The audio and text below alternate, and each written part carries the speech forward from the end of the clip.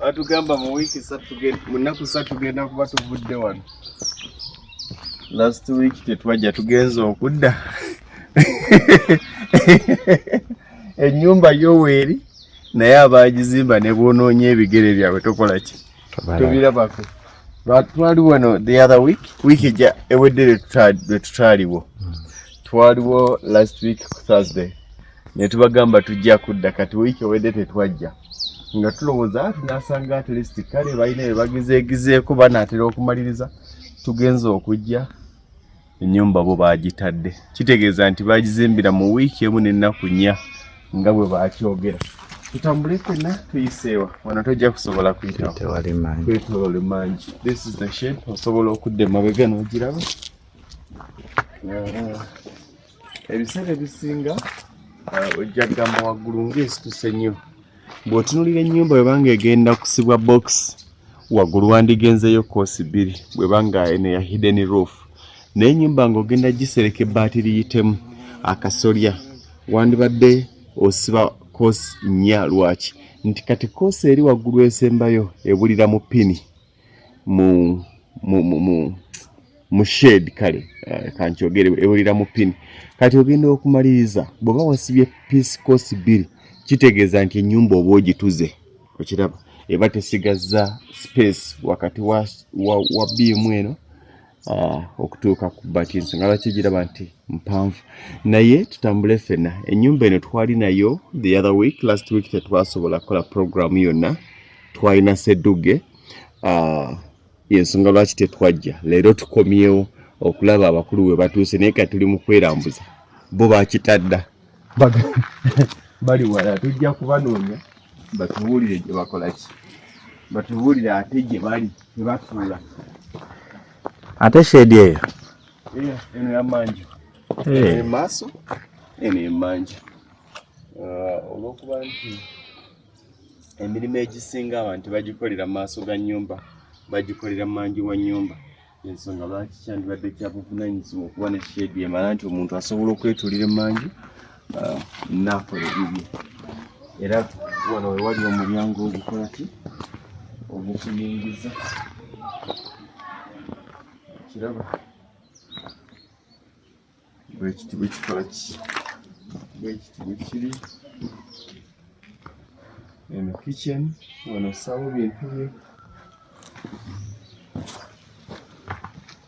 eri in one.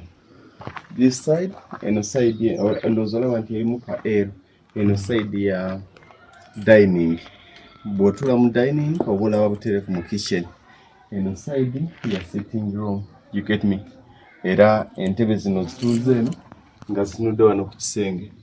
Kino ekisenge ye TV biki entebe zidda wano. Kati hey! Okay. Now I get you.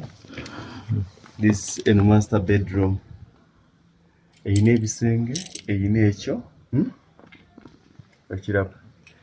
Eyina ekyo nga bw'okirengera kino kinaabiro. Then eyina ne kino. Kati ebyo kitegeeza kino kisobola okuba ekyaba girls, kino kyaba boys. Then nga basharinga common bathroom and toilet. Kati eno master bedroom. You know, master bedroom, but then in a kinaabiro ne toilet byonna biri wano. Ekibulamu kufiiringa ttaka because kyetaagisa okufiiringa ettaka. Nyumba nga bwe eri simple by executive nti ya bisenge bisatu ebisulwamu.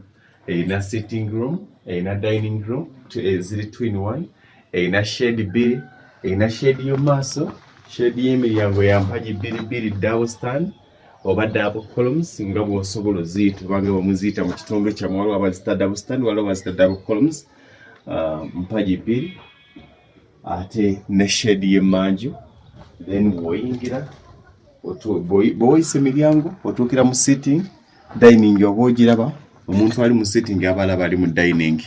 Ekintu kino lwaki abantu tebakyayawula nnyo jamu ekikulage lwaki tebakyayawula nnyo sitting na dining lwaki nti singa eno sitting badde ogiyawudde nga dining eri yokka eri ne sitting eri yokka. Do you know what it means? Kitegeeza sitting wandibadde ogifunira dining wandibadde ogifunira TV yayo ne sitting n'ogifunira TV yayo. Kati olw'okuba nti abaana babeera baagala okulaba TV kitegeeza nti ogenda bawaliriza okujja mu sitting of which omwana yandibadde teyeegazaanyiza mu ntebe za sitting zandibadde zikuumibwa n'ekitiibwa kyazo.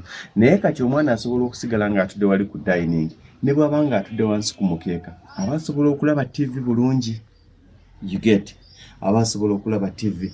Bw'obanga lwaki abantu tebakyasiba na kitchen nti okugisiba nti oginyweze ogiseeko gundi nti bw'obanga wavudde waka ng'omwana olina mukozi omukozi tasobola kulima nti nabadde mu kiyungu nga siwulira biri mu ndeemu oba okiraba nti bw'obeera mu kitchen oba osobola okumonitaringa sitting room oba osobola okumonitaringa dining room. Bw'obeera mu kitchen oba osobola okulaba TV. Bw'obeera mu dining osobola okulaba TV. Bw'obeera mu sitting osobola okulaba TV. Y'ensonga lwaki nti ki-looking executive and at the same time kikekereza n'amatafaali ge wandikozesezza bwe kityo ndowooza nkibalaze bulungi bwe kityo kiri. So client ono asigadde kusereka na kuggala nnyumba ye mu bbanga eritaweze na wiiki 2 servant yakulaga ekoze ki omulimu egukwasa. Wanga oyagala servant ekolere you have to make sure nti material wo waali material wo abeerewo oba omugule manyi nti material mutaddewo ogwe bagenda kujja buzzi kuzimba bagende wala kujja kuzimba bagende wala. Waliwo bangi ababadde bambuzamu emirikoonkumbuliza ku bakulu ba servant tebatuzimbira ffe neefunayo obusawo 10 ne bajja ne bazimba neefunayo obulala. Just imagine nti site eri Kawolongojjo servant yakwata ettiimu y'abaana ebakuleetere bazimbe bakomye mu makati ate batikke bazeeyo obagambe kati nafunyewo 10 mukomewo mukoleki mukomewo munzimbire ogenda okumaliriza nga tekikola. Baagala nnyo gwe weetegeke gula material abeerewo bajje bazimbe mu wiiki 2 mu wiiki 3 bwebanga ennyumba nnene bakuteera ennyumba yo bakoleki bagende ewalala. Ennyumba eno twali twogera olw'okuba nti yawanvuyiziddwamu waggulu okuwa ekifaananyi ekituufu. Ennyumba etudde nnyo tenyuma olw'okuba nti bagiwanvuyizza waggulu okusobola okuwa ekifaananyi ekirungi. Amatofaali agaali galowoozebwako okusenvingibwa amatofaali nga 3 tegaasenvingirwa. Ensonga lwaki olaba agaasigaddewo matono. Kitegeeza nti bw'obanga oyagala kuzimba ennyumba bw'eti ng'ogenda kukozesa amatofaali bwe gati aga 99 oba okozesa 4 inch oba okozesa 6 inch bala amatofaali 2000 mu mmeka 2500. Ennyumba bw'eti nga bw'ogiraba bisenge 3 ebisulwamu Amadiiro 2 Ebinaabiro 2 erina kitchen erina shed mmeka shed 2 bala amatofaali gano aga concrete bala amatofaali 2500. Wabula kyabuvunaanyizibwa wansi omusingi ogusoosayo gali amatofaali amaki aga bulijjo either ga bbumba oba gano agatali ga bbumba ag'ettaka. Gano amatofaali ku nnyumba bw'eti bala amatofaali 5000 omusingi ejja kulya amatofaali 5000 g'obala. Bw'obanga ogenda kukozesa gano matofaali bwe gati gakekereza cement gakekereza n'omusenyu kyandibadde kya buvunaanyizibwa bw'ozimba ennyumba eweza ebisenge 3 n'otadda mu kusombereza bu LF gula lumu sinotrak ey'omusenyu bwonna ogusigala w'okyazimba tunazimba kikomera tunazimba toy of which osigala okola ki osigala osevinga. So nandikulowoleza nti wandiguze sinotrak ey'omusenyu byo nomanya nti weeri esinziira w'ogenda ogijja distance babala amafuta ate n'ekika ky'omusenyu naye gwe gibalira ekigenda gifuna kakadde kamu mu emitwalo 5 zisobola okukkamu okusinziira ku kitundu mwoli oba okweyongeramu. Bwe zikkamu tezikka kinene ate ne bwe zeeyongera tezeeyongera kinene.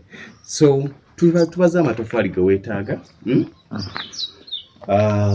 tubaze omusenyu ojja kwetaaga sinotrak. Bw'obanga ogenda kuzimbya amatofaali gano ne gano ag'owansi naye nga waggulu ogenda kukozesa gano bali ensawo za sementi 7 zijja kumala ensawo 7 ojja kuba ku safe side.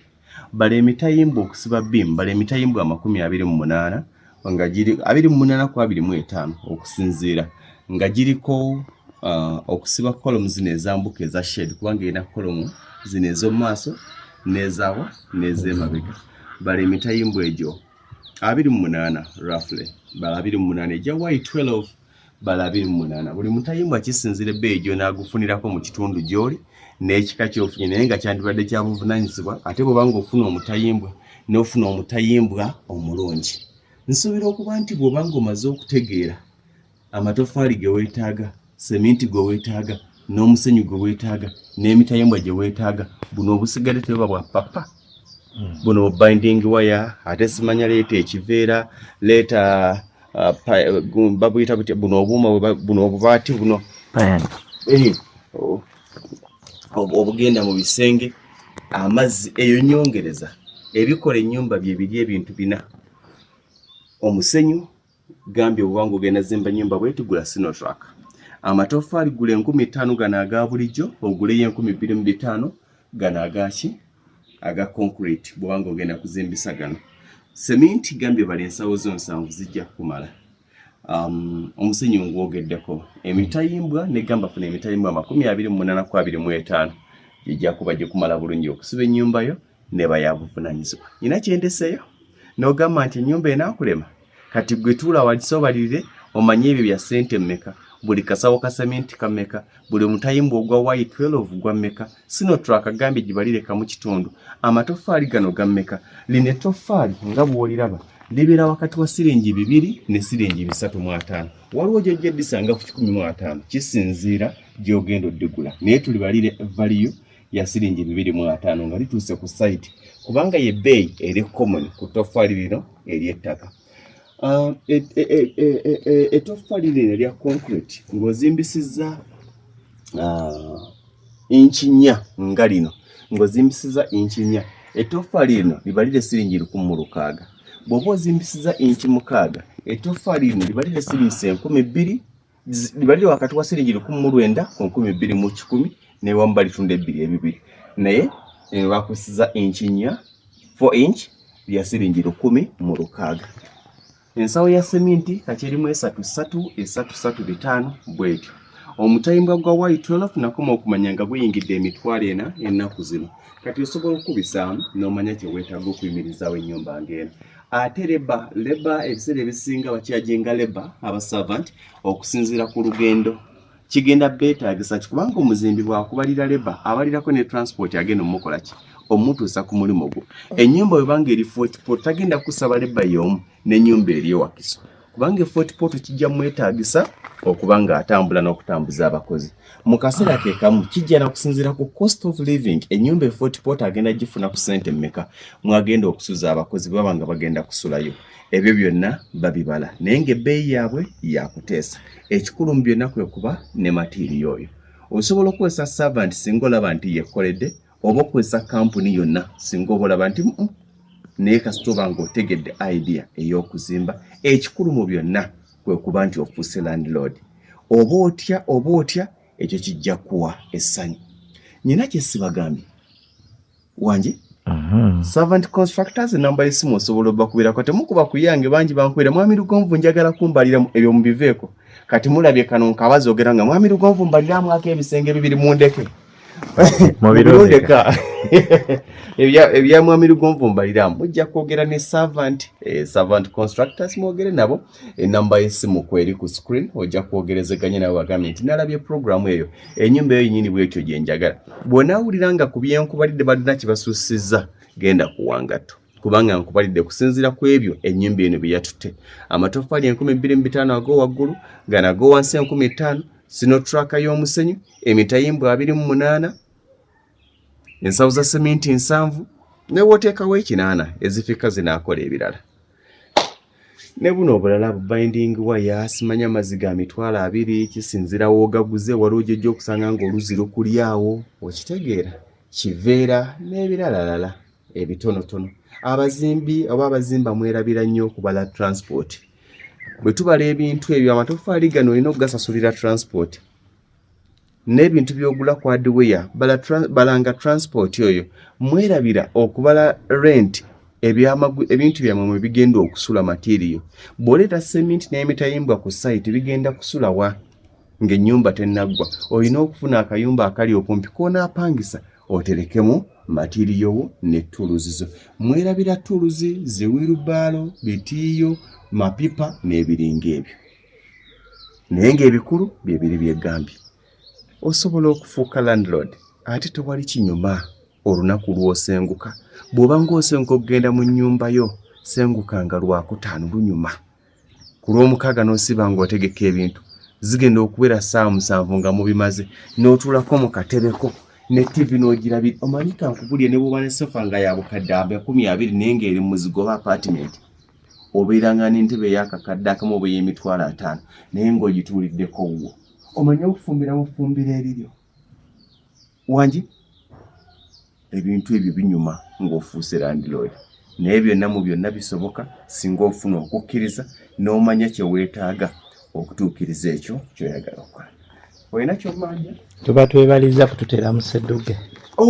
Servant Constructors mwebale nnyo okubanga muwagidde Ssedduge 2023 naawe gamba okwewandiisa kwatandise dda bw'oba ng'olina omuntu wo obanga gwe kennyini gwe kanti nandyagadde okwetaba mu Ssedduge 2023 wandibadde ojja ku Ham Towers Makerere ku ofiisi za Lugomvizi Ekiyungu weewandiise kasita oba ng'okimanyi nti ojja kusobola oba olina omuntu wasobola oyinza okuba ng'oli ku kyo naye ng'olina bbaawo kasajja kagezi naye kaavu mugezi naye akumenya akwolezangulira pikipiki mugende nti genda mu Ssedduge ebyo byowakanira ku Mwenge ne byowakanira mu Stensen genda byowakanire mu Ssedduge tugenda gaba kisumuluzo kya piki kapyata ogijjawo ng'ogenda kuvuga boda oba kugiwa mwana kuvugira boda jangu owandiise mu Ssedduge 2023 okwewandiisa kwa bwereere Ssedduge 2023 nyola.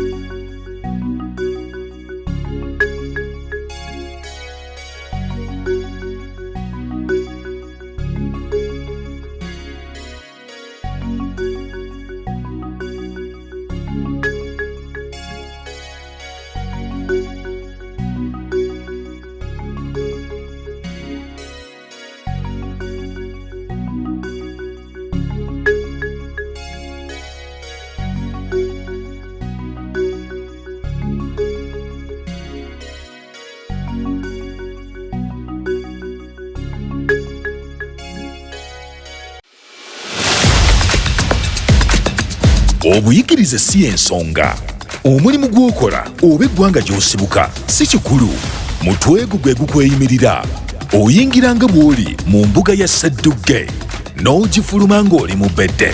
Anti omuwanguzi kisumuluzo kya kapyata ya ppiki.